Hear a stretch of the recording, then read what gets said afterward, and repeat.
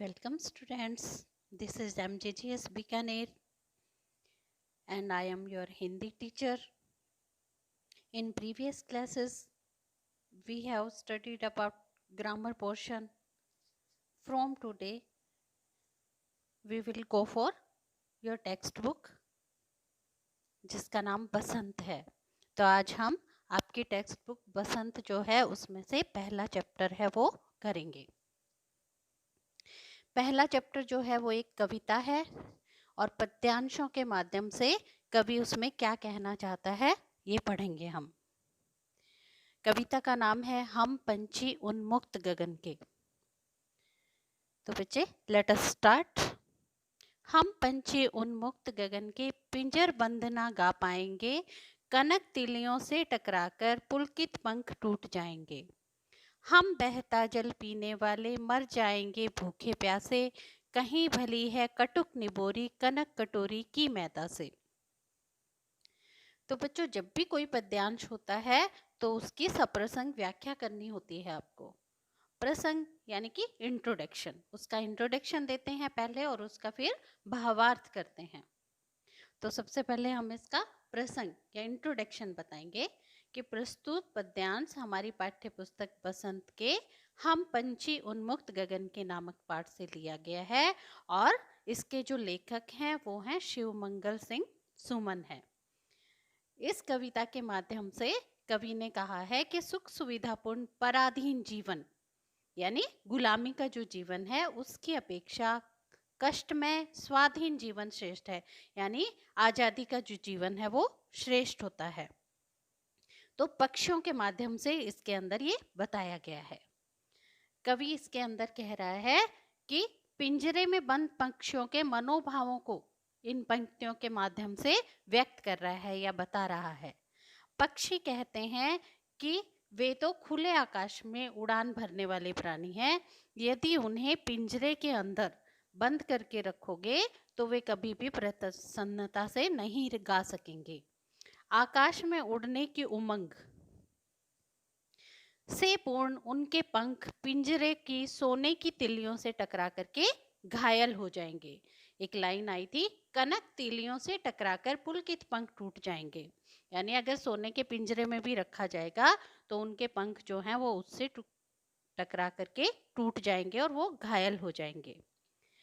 दूसरे पद्यांश में कहा गया है उनको नदियों और झरनों का बहता हुआ जो जल है, बहता हुआ पानी है वही अच्छा लगता है. पिंजरे में बंदी होकर वे भूखे प्यासे रह करके मर जाएंगे, ये पक्षी कह रहे हैं. पराधीनता में रहकर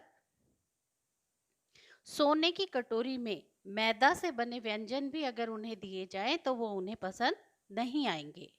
स्वाधीन रहकर यानी कि आजाद रह करके अगर नीम की कड़वी निम्बोरी जो होती है वो खाने को दी जाए तो वो भी उन्हें स्वीकार होगी. तो बच्चों कविता के पद्यांश के माध्यम से कवि ने सुख सुविधापूर्ण पराधीन जीवन की अपेक्षा कष्टमय स्वाधीन जीवन को श्रेष्ठ बताया है. अब हम दूसरा पद्यांश शुरू करते हैं.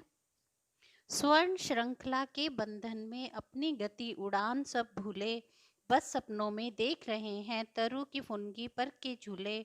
ऐसे थे अरमान की उड़ते नीले नभ की सीमा पाने, लाल किरण सी चोंच खोल चुगते तारक अनार के दाने. बच्चों इसमें भी हम उसी तरह से पहले इंट्रोडक्शन देंगे इसका या प्रसंग बताएंगे. उसमें प्रस्तुत पद्यांश हमारी पाठ्य पुस्तक बसंत के हम पंछी उन्मुक्त गगन के नामक पाठ से लिया गया है. इसके लेखक जो हैं वो शिवमंगल सिंह सुमन है और कवि ने यहाँ पर पक्षियों की इच्छा का बहुत ही अच्छे ढंग से वर्णन किया है. इसका भावार्थ हम करेंगे जो ऊपर हमने लाइन्स पढ़ी हैं. स्वर्ण श्रृंखला के बंधन में अपनी गति उड़ान सब भूले, बस सपनों में देख रहे हैं तरु की फुनगी पर के झूले. पक्षी कह रहे हैं कि सोने की जंजीर या गुलामी में प्राप्त सुख सुविधाओं के बंधन में पड़ करके वे अपनी गति और जो उड़ने की क्षमता है उसे भूल गए हैं.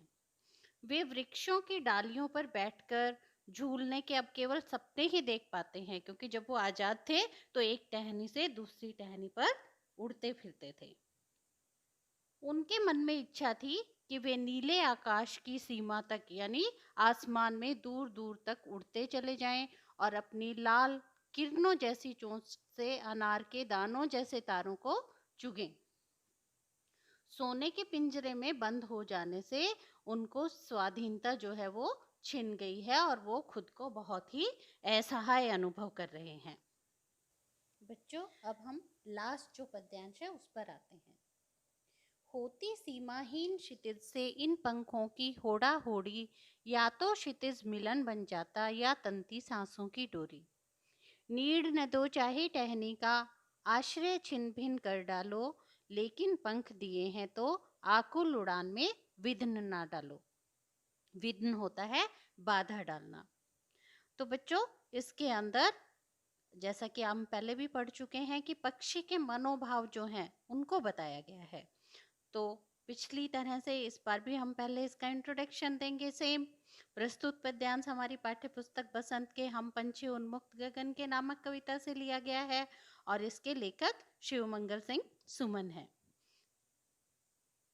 इसकी जो भावार्थ है यानी जो पद्यांश दिया गया है उसका अर्थ बताएंगे अब हम।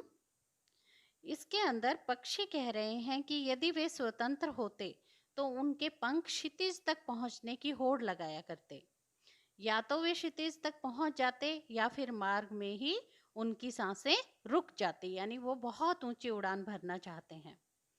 पक्षी कहते हैं कि भले ही उन्हें घोंसला ना मिले, टहनियों पर बैठने का स्थान भी नष्ट कर दिया जाए, लेकिन जब उन्हें पंख दिए गए हैं तो कोई भी उनकी आकुलता से पूर्ण उड़ान में बाधा ना डाले। वो खुश होकर के प्रसन्नता से ऊंची उड़ान भरना जो चाहते हैं उसमें कोई भी बाधा ना डाले। उन्हें पिंजरों में बंद करके उनसे उड़ने की स्वतंत्रता जो है वो छीनी ना जाए, यानी उन्हें स्वतंत्रता के साथ खुले आसमान के अंदर उड़ने दिया जाए। तो बच्चों, जिस तरह से हम लोग जो हैं वो भी आजाद रहना चाहते हैं, उसी तरह से पक्षी जो हैं वो भी आजादी का जीवन जीना चाहते हैं। उन्हें किसी तरह की भी सुख सुविधाएं अगर पिंजरे में बंद करके दी जाती हैं तो वो उन्हें मंजूर नहीं है, वे उन्हें दुख पहुंचाती हैं। Now children, I hope you have understood all the पद्यांश। अब जब नेक्स्ट क्लास होगी तो हम उसके अंदर इसके जितने भी कठिन शब्द आए हैं इस कविता के अंदर उनके अर्थ करेंगे और इसके जो प्रश्न उत्तर हैं वो भी मैं आपको करवाऊंगी। All the best. और हाँ, सभी बच्चे अपनी एक हिंदी की नोटबुक लगाएंगे जिसके अंदर जो कुछ भी कराया जा रहा है वो सब नोट डाउन करेंगे, कविता लिखेंगे, कविता को याद करने की कोशिश करेंगे और इसका भावार्थ समझने की कोशिश करेंगे। और फिर नेक्स्ट क्लास के अंदर जो आपको वर्ड मीनिंग्स कराए जाएंगे और क्वेश्चन आंसर्स कराए जाएंगे वो सब अपनी कॉपीज के अंदर नोट डाउन करेंगे और उन्हें याद करेंगे।